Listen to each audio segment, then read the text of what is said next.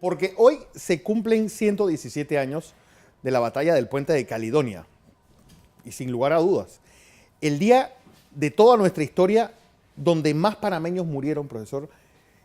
Y lo raro de esta batalla es que yo creo que fue la única masacre que ha habido en la historia panameña donde los gringos no han tenido arte ni parte en este hecho. Cierto. Bienvenido, profesor Romer Escarriola. Encantado.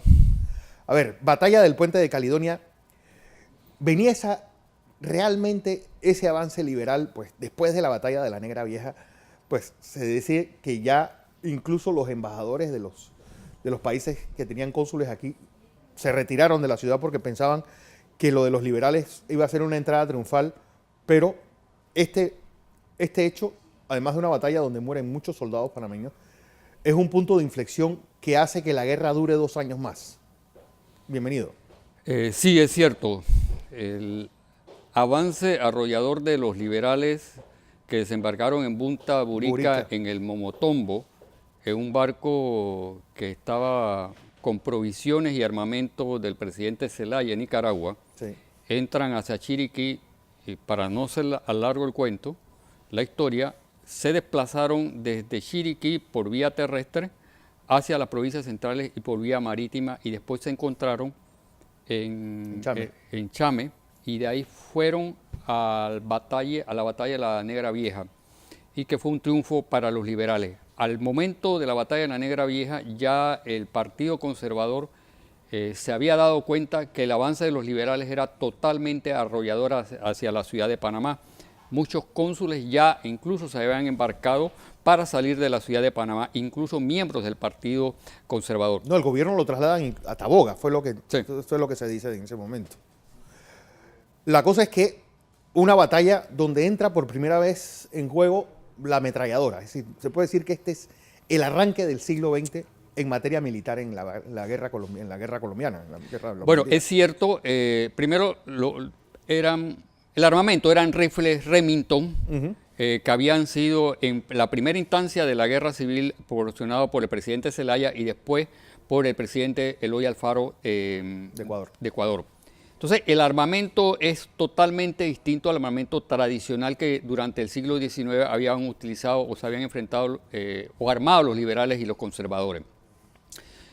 La batalla del Puente de Caledonia es extremadamente interesante porque los liberales no triunfan por un error táctico y un error no táctico tanto, sino de imprudencia de un general Emiliano Herrera. Explicamos el asunto. A ver.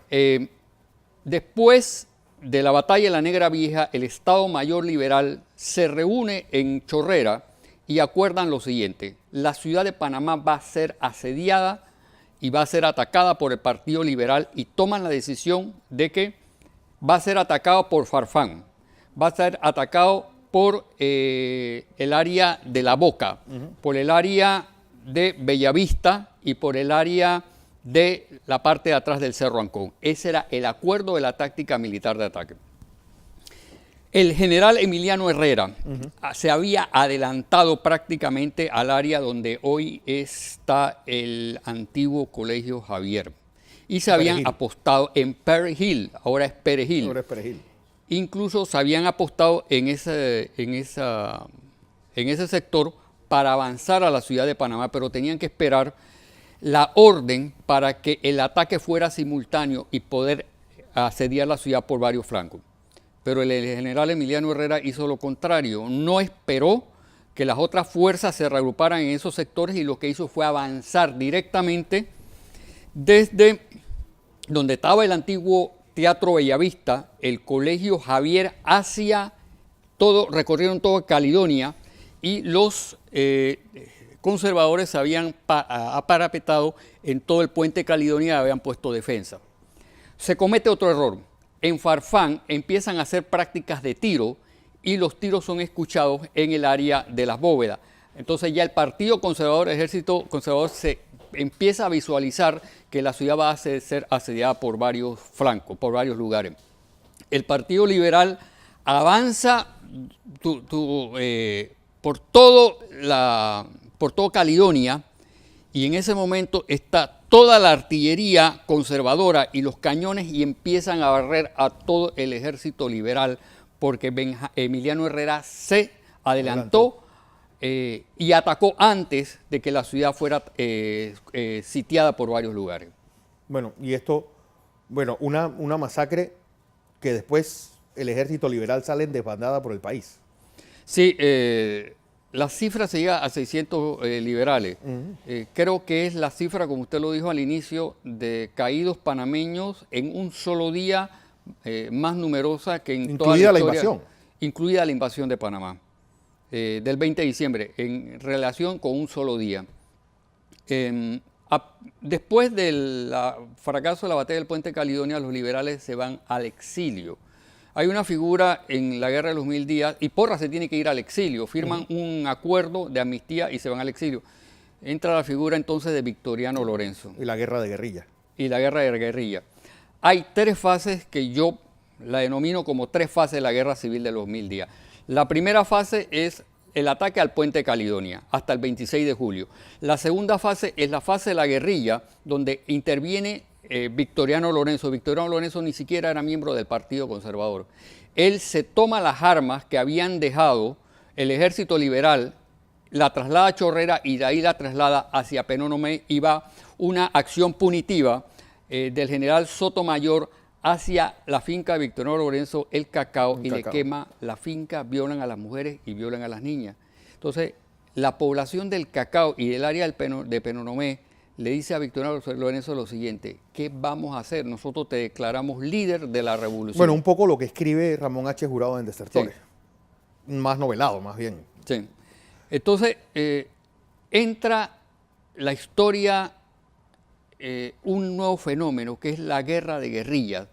Pero en la guerra de guerrillas, Porras se reincorpora después a esa fase y hace unidad con Victoriano Lorenzo, y posteriormente, a finales de diciembre de 1901, llega el general Benjamín Herrera con 1.500 soldados de Colombia.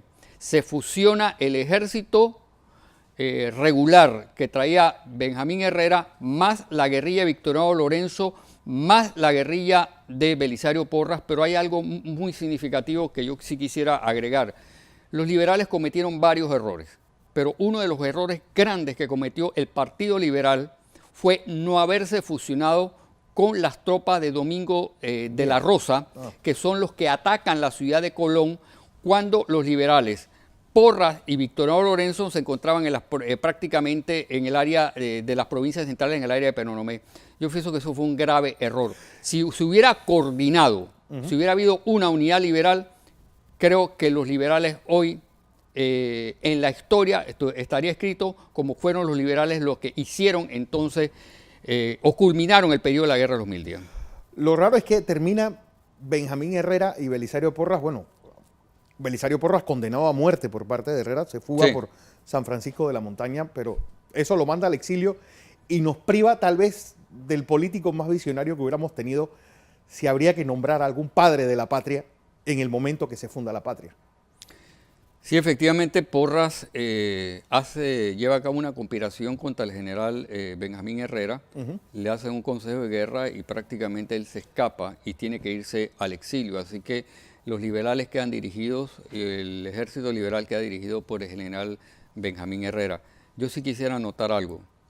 Además de los errores de la táctica militar del 26, que llevó al desastre el 26 de julio, fue un error militar, pero también hay los que yo denominaría los errores de las alianzas.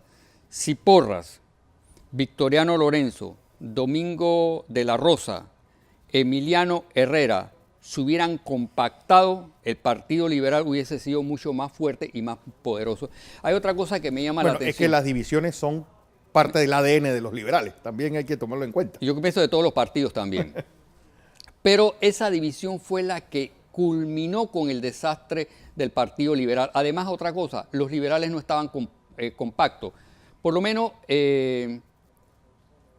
Belisario Porras era un liberal guerrerista, pero después se convierte en un liberal constitucionalista. Carlos A. Mendoza era un liberal guerrerista, pero después se convierte en un liberal constitucionalista. Pablo Arosemena no aceptaba y no aceptó nunca la guerra civil de los 1000 días.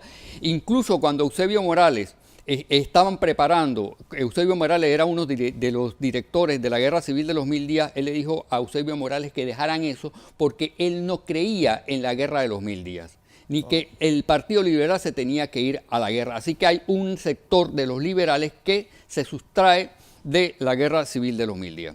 Lo raro, profesor, es que una fecha tan importante, pues este es nuestro Gettysburg, y nadie lo pasa por alto. Bueno, común en nuestra historia, yo no sé si otros países serán así, pero nosotros tenemos un problema, y el problema de nosotros los panameños, hasta me puedo incluir yo, es la falta de conciencia histórica.